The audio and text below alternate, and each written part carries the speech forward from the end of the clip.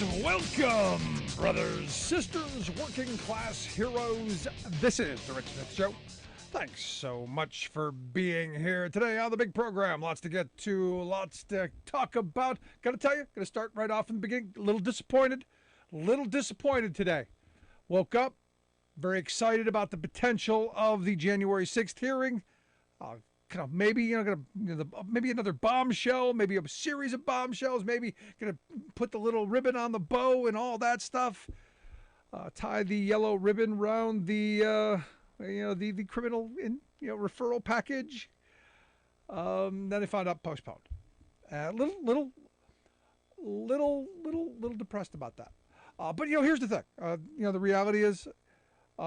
And again, the reason I'm depressed a little bit, we're about ready to launch this road tour. We're going to be on the road for the next month on our Working Class Heroes road tour, and not going to be doing the normal show that we do. We're focused on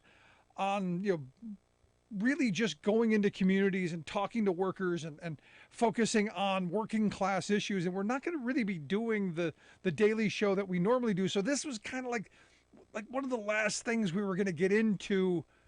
And it was going to kind of be a nice transition, and now I'm going to have to miss this down the road. But I understand. Look, you got Hurricane Ian hammering Florida. It's bad time. It's bad time, especially since I want, and I know all Americans want, the voters in Florida and the people in Florida to be able to focus completely on protecting themselves and their families right now, so that once this passes.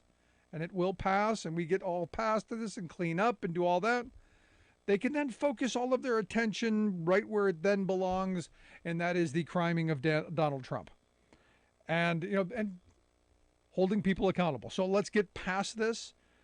Let's move. Let's make sure that we help the folks who are going to be affected by this.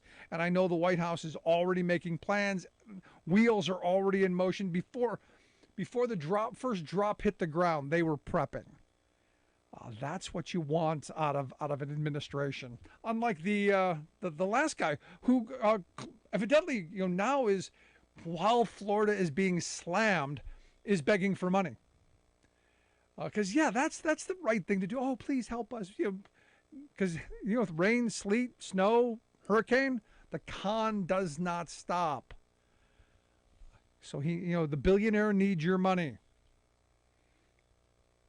Very bizarre. Anyway, today the president held what is the first White House conference on hunger, nutrition, and health since 1969. Over 50 years ago, Richard Milhous Nixon held the first one back then. And out of it, we got some improvements in helping people. Back when government used to do that. Wow. In fact, as I was thinking about it, I remember as a kid, benefiting from some of the programs that came out of that '69 conference. Summer lunch programs, and I've talked about this often. It was one of those things that I remember. You lined up at the local public school in the summertime, and you got a little hot lunch of some sort. It wasn't much, but it was something. And for most of the kids in that line, it was the only hot meal they were going to get that day. And one of the first things Ronald Reagan did when he became president, Ronald Ketchup is a vegetable Reagan. One of the first things he did is he gutted that program. And, and for me, that cruelty is something that's always stuck with me. And it's something Republicans are famous for now. I go back to the George W. Bush years. In every budget that he proposed ripping out this very, very small budget line that would give seniors, fresh vegetables and groceries, and low income seniors the ability to eat, decent food. Somehow that had to go, but tax breaks for the wealthy and corporations, front and center. In fact, increasing must. But the president said today, you know what? We can do this. I know we can do this. We have to harness our greatest resources, our fellow Americans, we the people, you and me. Everyone, he said, has an important role to play. And I agree, everyone does have a role in play of this because, I talk about this all the time. One of the great national disgraces is the fact that, honestly, is the fact that um, we have children who go to bed hungry. We have children who go to bed hungry at night in the wealthiest country in the history of civilization at its wealthiest moment. And that's a disgrace. Now, you had to trot out corporate America because corporations and some, charitable foundations and industry groups, they had to get their accolades. They've made, donations about $8 billion. And of course, we have to recognize them, Publix grocery store, and there's Novor Nordisk Disc pharmaceutical company, Dione Food Company, they've donated some money. Meyer Grocery Store, they've offered a 10% discount for SNAP. There's corporate America is getting their praise. Thank you. Now, for me, no praise. We should be taxing you, and we should be taxing them at rates like we did back during the good socialist years of Dwight David Eisenhower, and feeding the children. But that's, in this moment, a bridge too far. And as I said, the start here, taxing the wealthy, that's where we start. And you go, but Rick, no, we can't. The wealthy, they're taxed enough already. Now I look at the reality. New CBO report out, and thanks to Bernie Sanders, who asked for this Congressional Budget Office report on wealth inequality for families. They looked at the period, a 30-year period from 1989 to 2019, that 30-year gap. And guess what they found? Yeah, they found that the rich got richer and the poor, you know the rest of this, right? The rich get richer, the poor get poorer. The CBO actually put this into numbers. And what they found out is the poorest half of us, 150 million of us, the bottom 50%. Those of us who work at the fast food places and the service sector and the retail jobs, those of us who get up every day, the working poor, and punch the clock and create the wealth for those at the very top to shuffle money from one pocket to the other, they saw their wealth actually decline. They hold only 2% of the nation's wealth. 150 million people, half of the people in this country, hold only about 2%. And now that's down from 1989, from when it was 4%. So they've actually lost ground. In fact, half. I mean, especially when you look at the fact that the top 1%, the folks in the rarefied air of America's penthouses, that top 1% holds 34% of all of the wealth in this country. And when they put out this graph, I mean, you could barely see the wealth of the bottom half. The next 40%, they've deadlined over the 30 years. They got a little bit wealthier, but not a lot. But wow, that top 10% and the top 1%, astronomical. Just incredible. And as Bernie Sanders pointed out, the wealthiest 1% in this country got $29 trillion wealthier, while the average family saw barely anything. And when you look at the concentration of wealth held by the top 10%, that went from 64% back in 89 to 72%, driven mostly by, again, that 1% that holds now 34% of the wealth. The narrative goes simply like this. The wealthy are taking more of the pie, and the working class who bakes it and cooks it and serves it and cleans up after it, well, they're getting screwed. And we know this. We know it. So I want to hear your thoughts. 1-866-416-RICK, 1-866-416-7425. When you look at this stuff, and it's right in front of us. We have a tax code that encourages greed, that encourages hoarding, that encourages hooray for me and the heck with you and your children and the rest of us. Something needs to be done. The fact that the top 10%, the average wealth of someone in the top 10% in 1989 was $2.5 million. It's now $6.4 million. While the bottom 25% had zero wealth in 1989, They're now in the negative 11,000 range. They actually fell that far backward. Amazing stuff. Let's quick go to the phones. We got Kurt on line one. Kurt, how are we doing today? Oh, hold on a second. I'm sorry. Hey, I wanted to tell you that I did watch some of that White House conference on hunger, nutrition, and health today Okay. that you were talking about. Yep. And I gotta say, I was listening to Secretary Vilsack and some of President Biden before I had to go back to work. But I actually emailed Secretary Vilsack after I saw him do his little speech, and I told him, you know, this is kind of in the realm of President Kennedy's moonshot of the 1960s, trying to get a American to the moon and back safely by the end of the 1960s, or President Biden's cancer moonshot to end cancer as we know it. I mean, this sounds to me like a great national goal to try and end hunger by 2030. It's going to be a hard one, and like I quoted in my email to Secretary Vilsack today, to quote John Kennedy, we do these things not because they're easy, but because they're hard. And I said, we need to get you and, or how did I say? I said something to the effect of you and the rest of the Biden administration have to find a way to get every American involved in order for this to work. And that's how it's going to work. Yep. That's how it's going to have to work. And believe it or not, I did get a response back within 17 minutes. Wow. And yeah, what'd they say? He said, thanks. Well, Secretary Vilsack said, thanks for the note. Thanks for the note. And by the way, thanks for not rubbing in the Browns win over the Pittsburgh Steelers last week.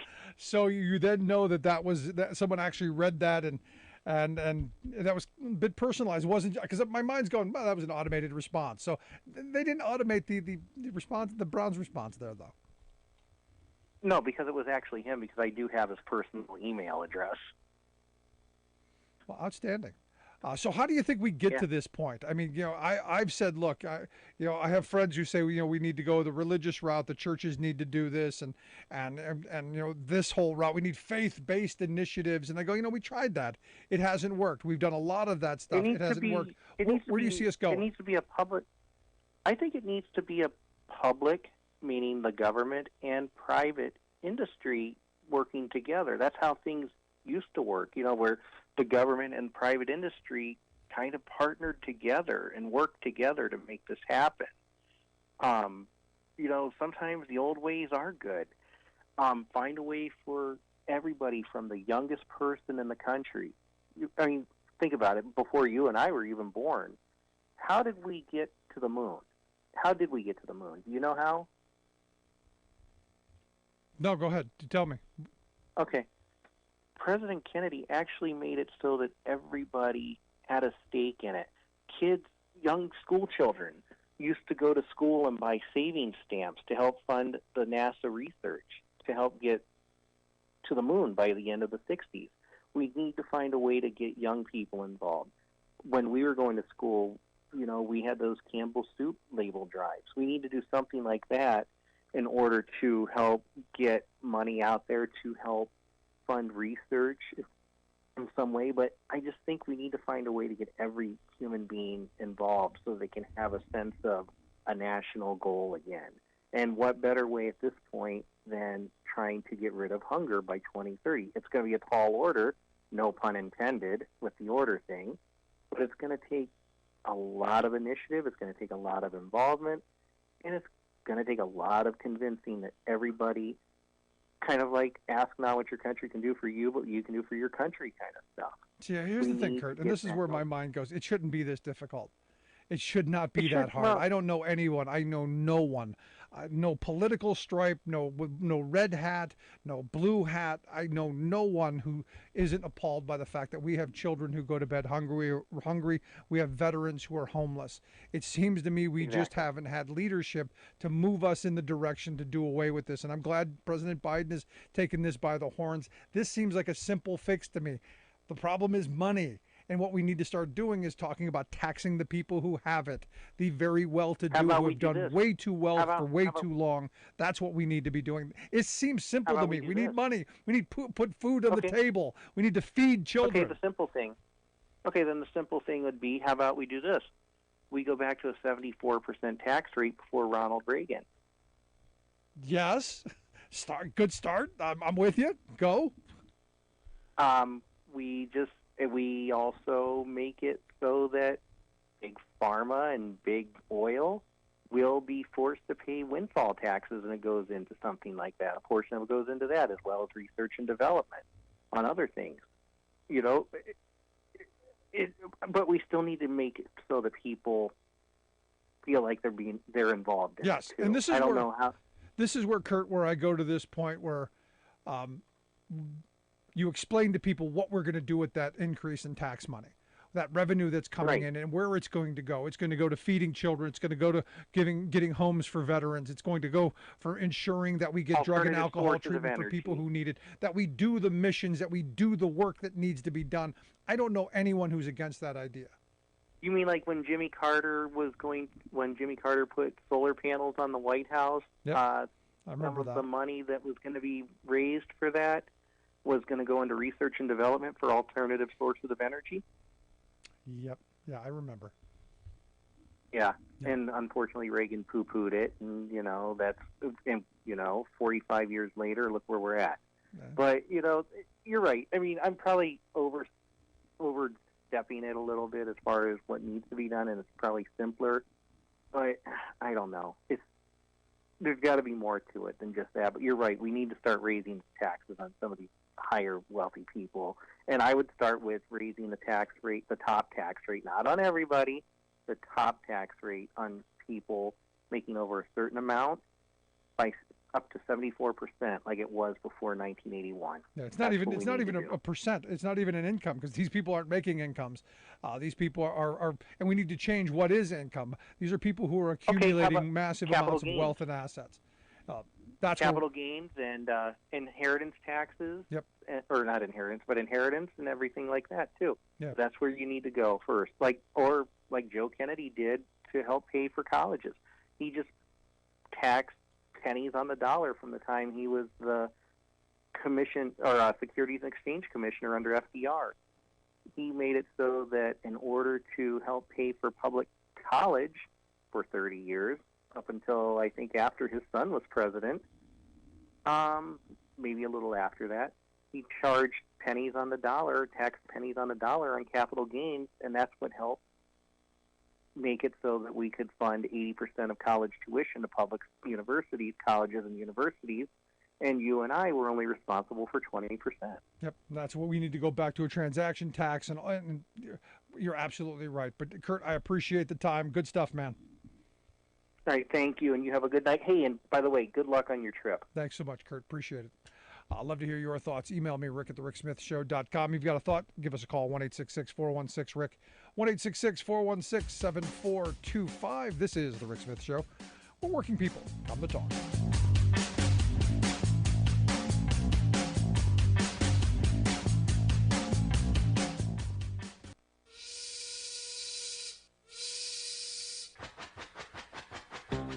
If you're a fan of the show, you've heard our labor history in 2 segments, and you can hear them on the radio pretty much anywhere in the U.S. Labor history has never been more important than it is right now.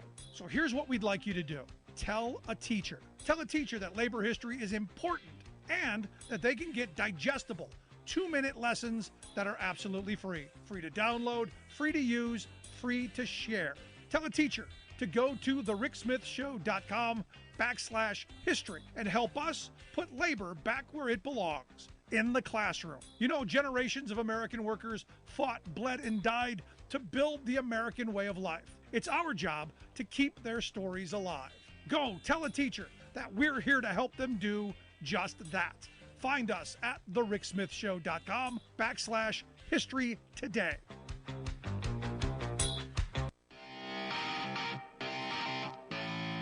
Welcome back to The Rick Smith Show. Now, here is Rick Smith. You know, I go back to this, and the reality we overthink this stuff too much. The reality is we're the wealthiest country in the history of civilization in its wealthiest moment. And when you have 10% of the population food insecure, that is a problem. And it's a problem we can solve. It's a problem we can solve with increased funding for food programs. It's a problem we can solve by taxing the very wealthy who are doing very well. Thank you very much. In fact, sorry to say too well. When the best thing that they can think about doing in their businesses is handing out more money to their buddies instead of reinvesting in business and creating new jobs and doing other things, more creative things, when all it is about lining their pockets, we got a problem. We got a problem. Let's go to Alice on line 2. Alice, how are we doing today? We're doing okay. What I wanted to say was this. Yeah, we definitely need to end hunger, homelessness, and a lack of health care and education. Yeah. And we definitely need to raise the taxes on the wealthy and the corporation. And the problem is, though, that the majority, and I'm going to say majority, and I'm sure some of the listeners out there are going to go, what are you talking about? The majority of the Republican base is just totally uneducated in how everything works. And they're easily manipulated. So the Republican politicians are going, they're going to raise the taxes on everybody, and good jobs are going to go away, and the people start screaming. And what they don't realize is while they are being told by the Republicans that, everything's the Democrats' fault because they want to be communist, socialist, God knows what, people are losing their jobs and they're losing their livelihoods because of the greed of these wealthy and these corporations. So, again, the Republicans put all the emphasis on stupid stuff like critical race theory and what you can do with your kid and what you can't do with your kid. And let's worry about religion instead of worrying, and it's a way to deflect that base. So they're all worried about all that instead of worrying about actually what's going on because they don't understand what's going on. Or the other side of it is they don't care. And that's the other part. This is where you look at the homeless problem that we've had for so long. You look at the hunger problem that we've had for so long. And, I hear my Christian friends saying, this is the job of the churches. Well, how come Christian folk ain't doing Christian stuff? I hear a lot of talk of prosperity gospel and all of that, but I'm not seeing a lot of that trickling down to those poor people. Oh, I have to agree with you there because you have all those mega churches, and we're talking basically, yep. Your evangelical bunch that are these wealthy televangelists, and they're pulling in billions and billions, and they're certainly not following their Jesus's rules of take care of the poor and the widow and the hungry and all that. Yep, they're taking care of themselves, and that's what they're doing. You're absolutely right, Alice. Got to take a quick break right here. Appreciate the thoughts. Thank you. Bye. No, and to highlight that giggling guy from down in Texas at Olstein, when there was that hurricane, that flood going through Houston, they didn't let anybody in that church. Nope. Quick break. Right back. I'm Rick Smith, and this is Labor History in 2. On this day in labor history, the year was 1965. That was the day the Delano grape strike began in California. The strike came a year after activists had forced Congress to end the Bracero contract labor program.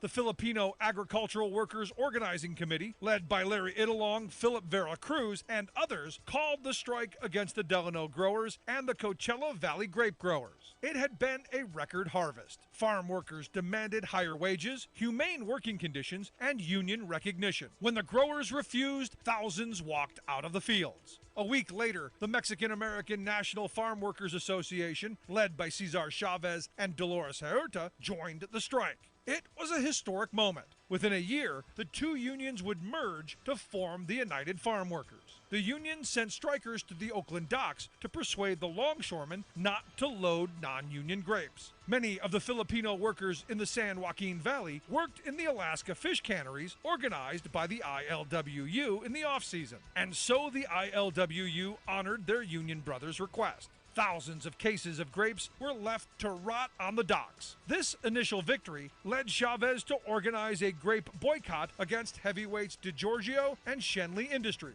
6 months into the strike, union leaders marched 300 miles from Delano to Sacramento to bring attention to their struggle. They hoped to pressure growers to the negotiating table and legislators to act on their behalf. For 5 years, the strike and boycott continued with marches, organizing, and picket line arrests. Gradually, the UFW began winning higher wages, union recognition, and hiring halls. Finally, in 1970, a collective bargaining agreement covering 10,000 workers was reached. Like what you hear? Check out more at laborhistoryin2.com. Let me say one word to you: nuts. Now, let me say one name to you: Ted Cruz. They've become synonymous with the Texas lawmaker perennially topping national lists of goofy right-wing political goobers. Only, Ted can't rightly be called a lawmaker, for he's not a serious participant in that process, instead devoting his senatorship to political stunts and picking silly PR fights with a growing list of enemies. Running out of people to attack, Ted has found another species for his vitriol: fictional icons. He's been padding his right-wing credentials by going after Mr. Potato Head, Mickey, and Pluto, and, believe it or not, Muppets. This U.S. Senator has dedicated the power and public resources of his office to demonize popular creatures on Sesame Street, specifically Big Bird and lovable little Elmo. Ted rants he has proof that Muppets are covert tools of, quote, government propaganda. So this ridiculous excuse of a senator is saving America from Muppets. But for a whole bag of assorted nuttiness, you can't beat Senator Rick Scott's 11-point plan to rescue America. A disgraced former healthcare mogul, this mega millionaire reinvented himself as a wingnut Florida senator, and he now chairs a policy arm of the Republican Party. In February, he set forth a stunning agenda of far-out right-wing extremism that he says his party will push if they retake the Senate this November, including 1. Implementing new federal taxes on the poorest half of Americans. 2. Terminating Social Security and Medicare. 3. Completing Donald Trump's folly of a border wall. This is Jim Hightower saying fiddle faddlers like Cruz and Scott have turned the once proud U.S. Senate into the little nut shop on the Hill.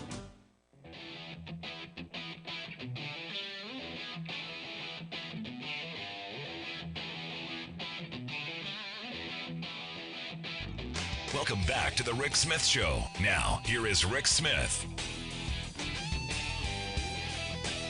So as Hurricane Ian is slamming into Florida,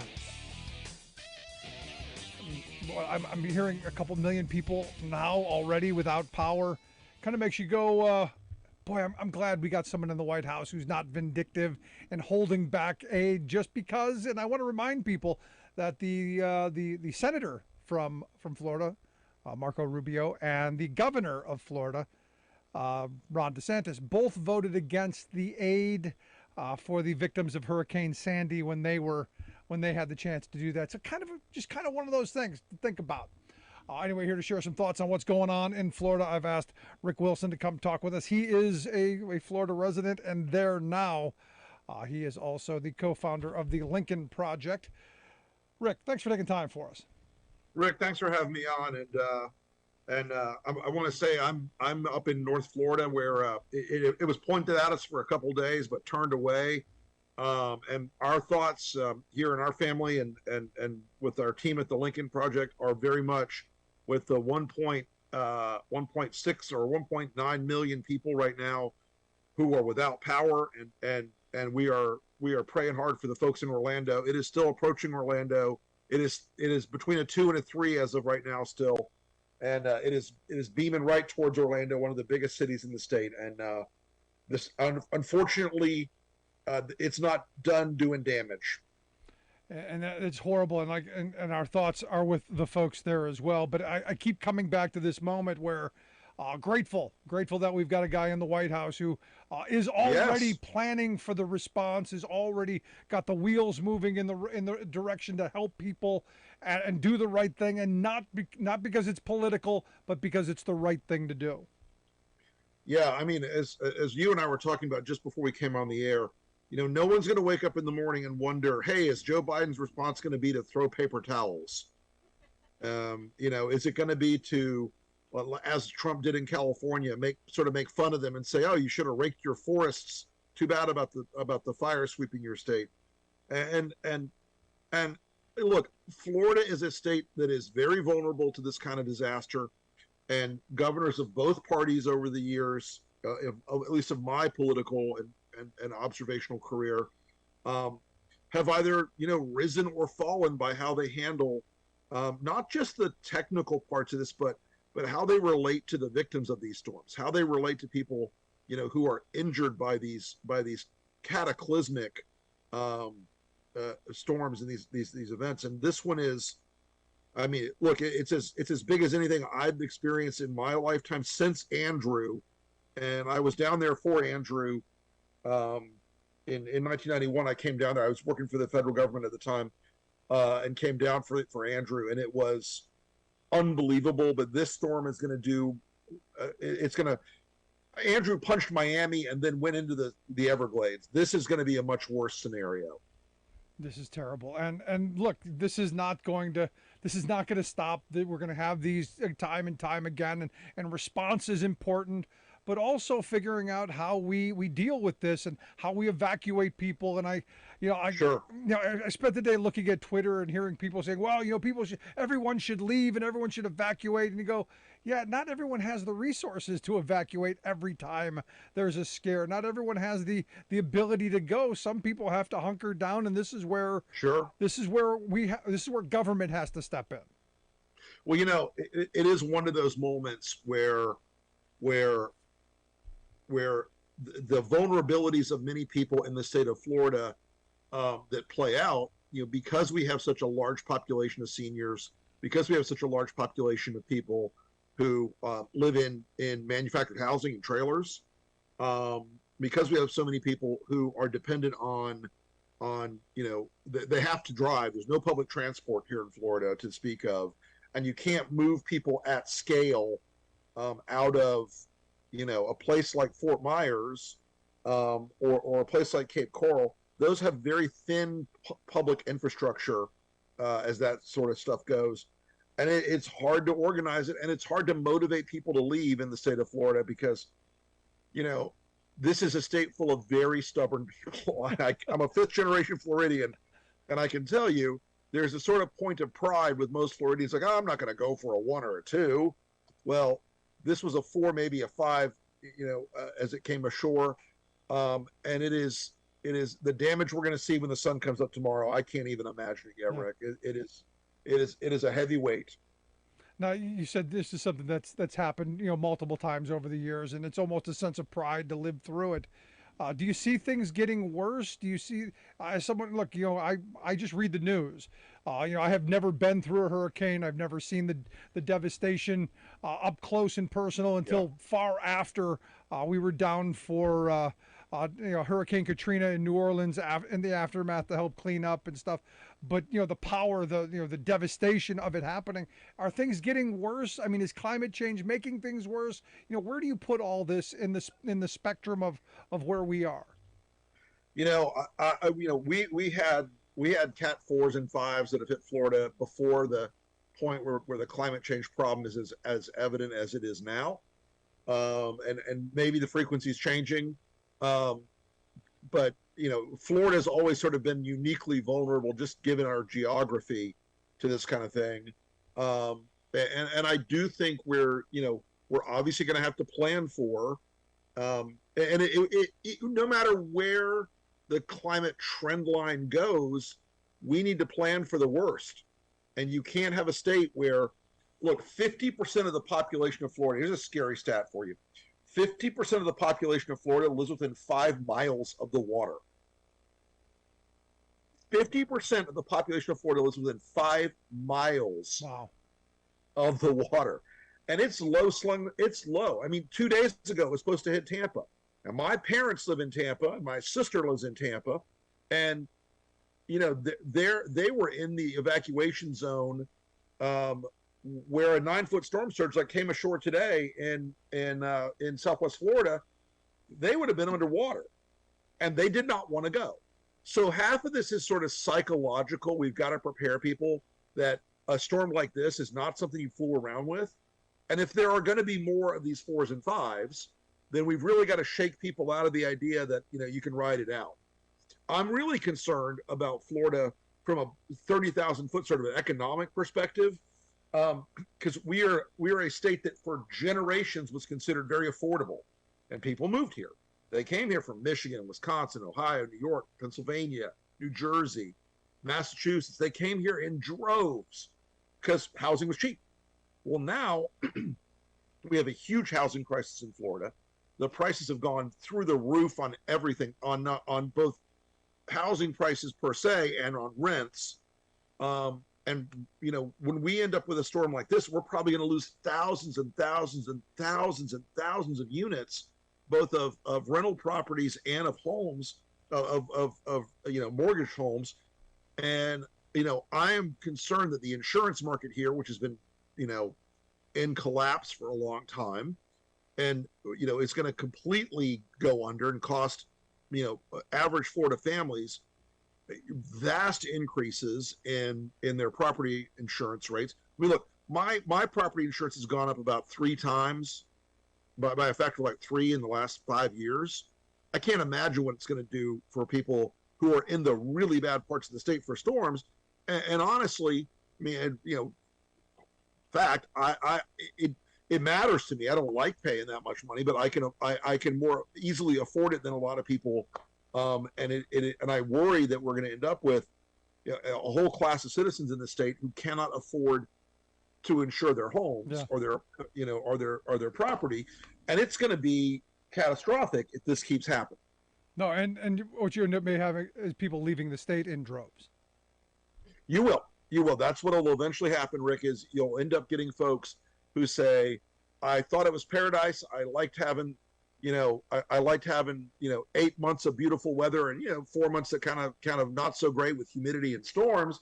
But if that 4-month window in the tropical storm season involves losing everything you own and you can't insure it, that's probably going to drive people, you know, back out of Florida. And to be honest, this is something I'm going to bring a little politics into it right now. For the last 2 years, Ron DeSantis and the Republican legislature, they have been able to pass every bill under the sun to go after Don't Say Gay and Disney and critical race theory and, you know, all these other book banning, all this other crap. But they haven't done property insurance reform. And I don't know how Floridians are going to feel about this in a few months, because they're going to start getting those bills after the cleanup starts, and it is not going to be pretty. And it is something that I think it's frankly been irresponsible of them. I get it that that's the only political strategy they have, right, but it has been vastly harmful, I think, to the people of Florida. And I'm hopeful there will be a reckoning in that regard. I hope so as well. You're listening to the Rick Smith Show with Rick Wilson. He's the co-founder of the Lincoln Project. You want to check out the work that they do, lincolnproject.us is their website. We'll get links out on social media. Now, you point out that they've gone after all these ideological bills to divide and, you know, and rip us apart. Whereas in these moments, you know, we know what's coming. We know these storms are going to continue to happen. We know they're going to continue to grow in magnitude. What have they done to try and mitigate some of the negative effects? What have they done to grow a transportation network to help people who can't get out? What have they done to help your state move forward and deal with actual crisis instead of the crisis they create? Right. They have a catalog of imaginary demons in their head that they will fight against all day long, but when there's an actual crisis put before them, and look, it is not a surprise to anybody that hurricanes hit Florida. This is something that has been well established from the dawn of time.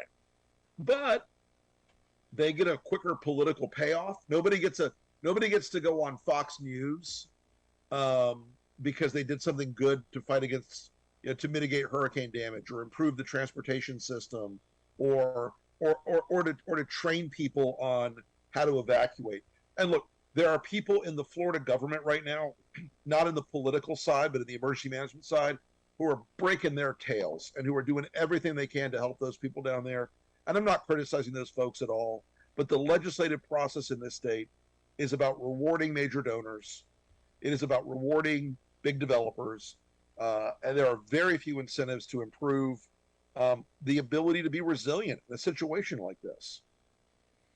And again, this is another example of a failed leadership, failing to address major Absolutely. needs, and the fact that you now have, as I think you pointed out, 1.9 million people without power, again shows how antiquated our systems are, and how we haven't built resiliency into those systems to be able to withstand these storms. Yeah, I mean, look, if this is the dumb Florida inside thing. If the state and federal government would work together to bury power lines, this problem would be solved very quickly. You would keep the lights on for millions and millions of homes. If you help people transition to solar and battery backups in their homes, it would make these kinds of crises not comfortable, but more sustainable. And again, it's stuff that people with means are going to survive this a lot better and a lot easier than the people who have been left behind in the state. And there are, frankly, a lot of people who have been very much left behind in this state. No, and but is that not the basic thesis statement for all of America? I mean, I started off with the CBO report today, saying that the very wealthy have gotten very wealthy, while the bottom half of the country have actually seen their wealth go down over these last 30 years. This as I mentioned earlier, the legislative process in Florida is so wildly corrupt. It is so insanely corrupt. People think, oh, Louisiana or New Jersey, they're the most no. Florida's legislative process is completely corrupt. It is a criminal enterprise to reward campaign donors to the Republican Party. Those people have done nothing. In fact, they have done things that have allowed developers to continue to expand into places where they shouldn't be building, into low-lying areas and sensitive wetlands and all these other things. And that entire process is a very rigged game. Yeah. Where we have plenty of money to fly asylum seekers to Martha's Vineyard, but we don't have money to provide emergency transport for people who are in the eye of a hurricane from nursing homes. And so I have a lot of emotions about this tonight. And look, you and I may differ on a lot of like philosophical things about economic stuff, but the fact of the matter is, when you've got a corrupt political system, as Florida does, at a profoundly corrupt level, that's not conservative. That's just criminal. Yeah. That's not free markets. It's a rigged system from the top down that is rewarding extraordinarily wealthy companies and individuals in this state, and it's doing it over and over and over again. And look, I know because I used to be part of it. Honest answer. And that's why I'm glad you're out there fighting the fight and drawing attention to this stuff. And I hope my listeners in Pennsylvania are listening, because a guy running for governor wants the state of Pennsylvania to be the Florida of the Northeast. So if you want all the problems we're hearing about in Florida to come to Pennsylvania, the guy to vote for. But Rick, I appreciate the time. I appreciate the thoughts. Hey, Rick, always a pleasure to be on with you, my friend. Have a great night, and hope your audience and folks listening tonight will keep those folks in Southwest and Central Florida in their thoughts and prayers. Stay safe, brother. Thanks for your time. Thank you, man. Good stuff. Rick Wilson, co-founder of the Lincoln Project. Love to hear your thoughts. 1-866-416-RICK. 1-866-416-7425. Quick break. Right back after this.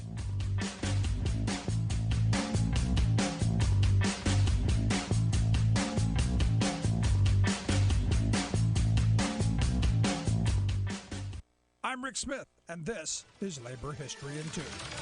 Would you be willing to stand up in solidarity with your fellow workers, even if it cost you your job?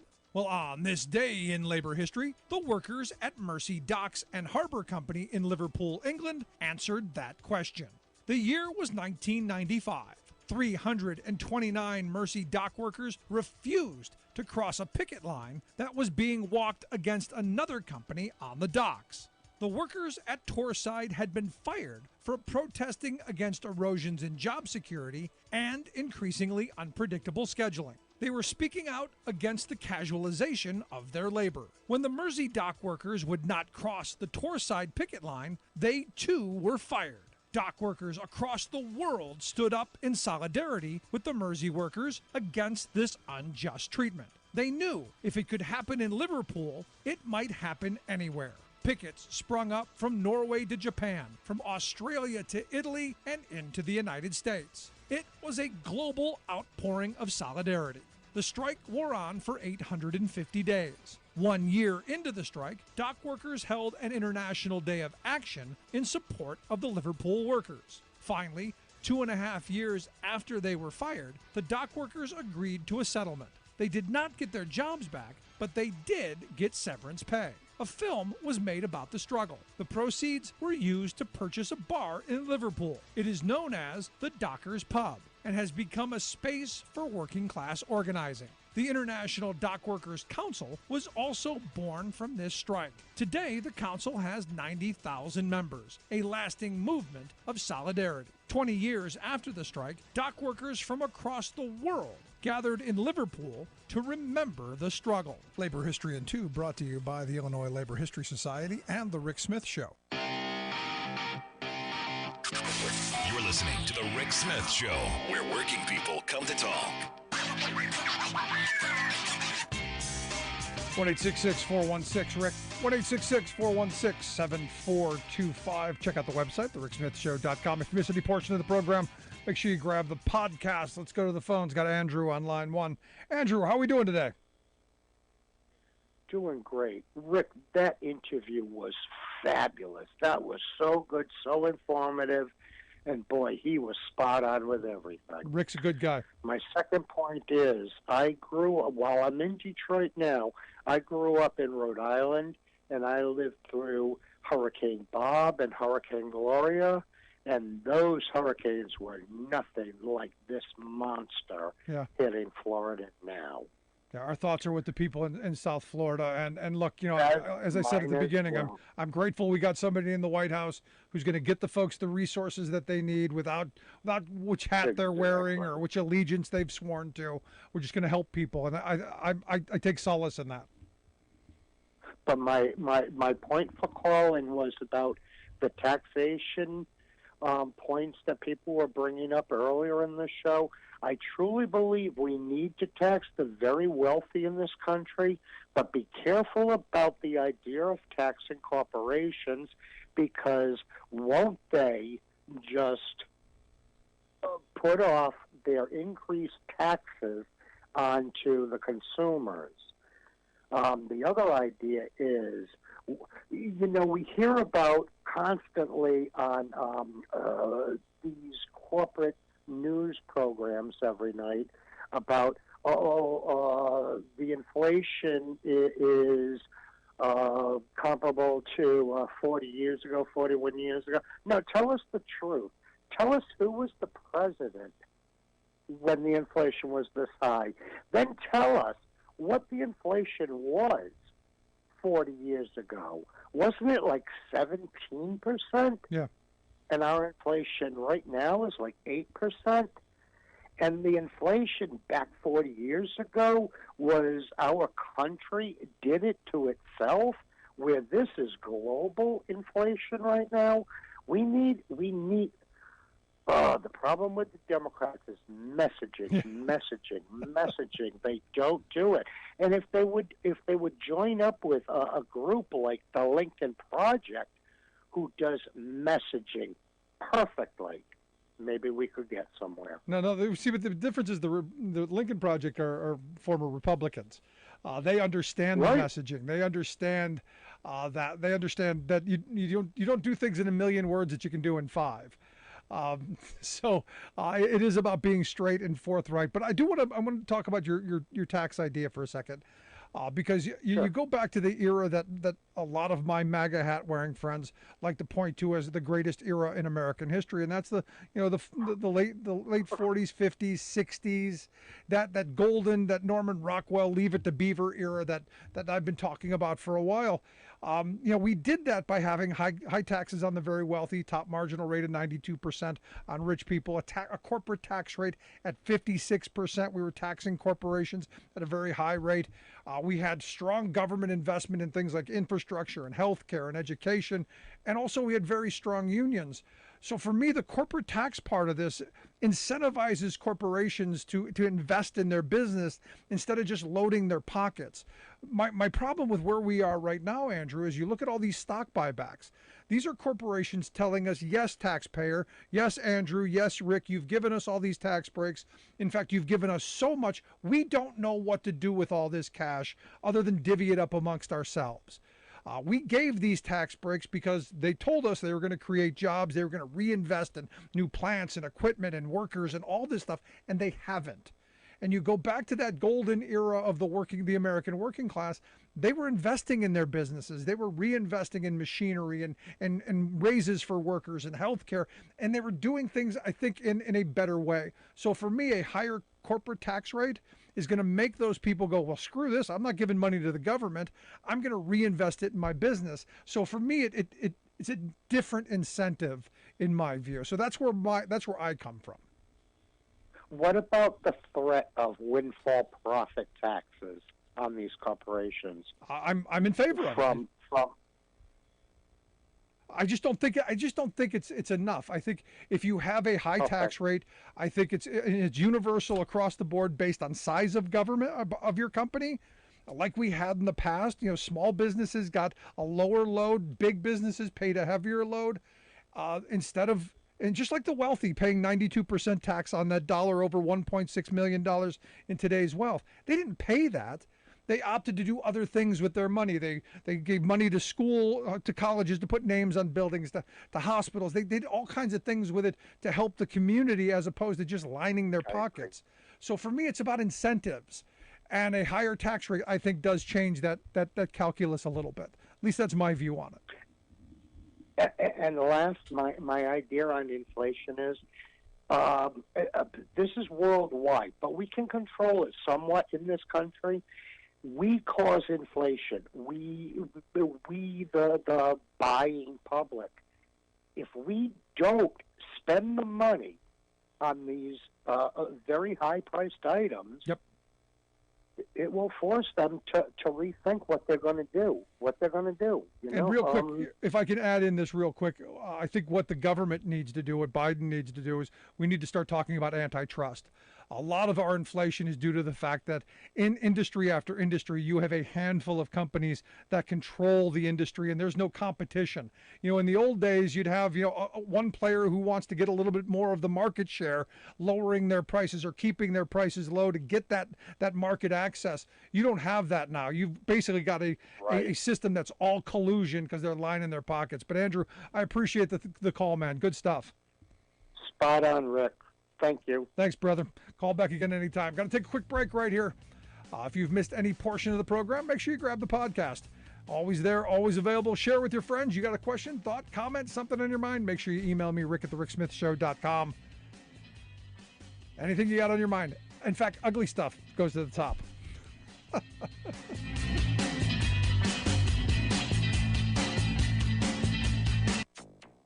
Our adage is always hide from the wind and run from the water. Hurricane Ian takes dead aim at Florida. This is a historic storm for this province. There's no question about that. Hurricane Fiona was the strongest storm on record to hit Canada. Plus, fundamental human rights are being violated as we begin measuring climate change, not in degrees of Celsius or tons of carbon, but in human lives. Pacific Island nations call for a fossil fuel non-proliferation treaty. All of those hard luck stories and more straight ahead from BradBlog.com. I'm Brad Friedman. And I'm Desi Doyen. Stand by for 6 minutes of independent green news, politics, analysis, and snarky comment. New York City has announced that students will no longer get snow days. Luckily, this isn't too big of a deal. I know it's sad. But you realize, thanks to climate change, New York's getting snow for, 2 years max now? Sad but true. This is your Green News Report. By 2026, this is basically going to be Florida with better bagels. That's all it's going to be. Okay, Desi Doyen, I am really, really worried about the state of Florida today. And for good reason. We'll get to Florida in a moment. But first, Hurricane Fiona slammed into Puerto Rico last week, and then near-record warm ocean waters gave it the juice it needed to spin all the way up to Canada, pummeling Nova Scotia and setting a new record as the strongest storm. You're on board KCAA's Inland Talk Express. KCAA, Loma Linda, 1050 a.m., the station that leaves no listener behind. Hey, guys. AP News. I'm Ed Donahue.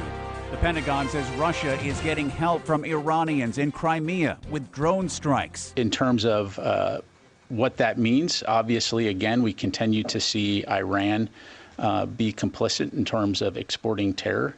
Not only in the Middle East region, but now also to Ukraine. Brigadier General Pat Ryder at the Pentagon says Iranian troops are directly engaged on the ground in Crimea against Ukrainian forces. The Biden administration is working on new sanctions against Iran. The Pentagon will provide travel funds and support for troops and their dependents who want abortions, but are based in states where abortions are now illegal. President Biden is touting a nearly rebuilt bridge in Pittsburgh as a win for his administration. The Fern Hollow Bridge became a symbol of the nation's troubled infrastructure when it collapsed in January, hours before the president was to visit Pittsburgh. He stopped by to see the damage and came back with the rebuilding nearly complete. And by Christmas, God willing, we'll be walking.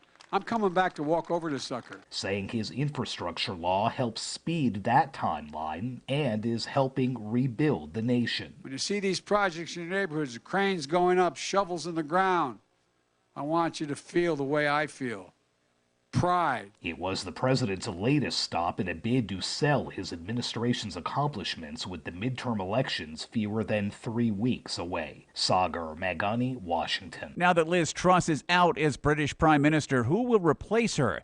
Nicola Sturgeon is the leader of the Scottish National Party. Fundamentally, the UK now needs to have a democratic choice over its next Prime Minister. There's even ludicrous suggestions this afternoon that Boris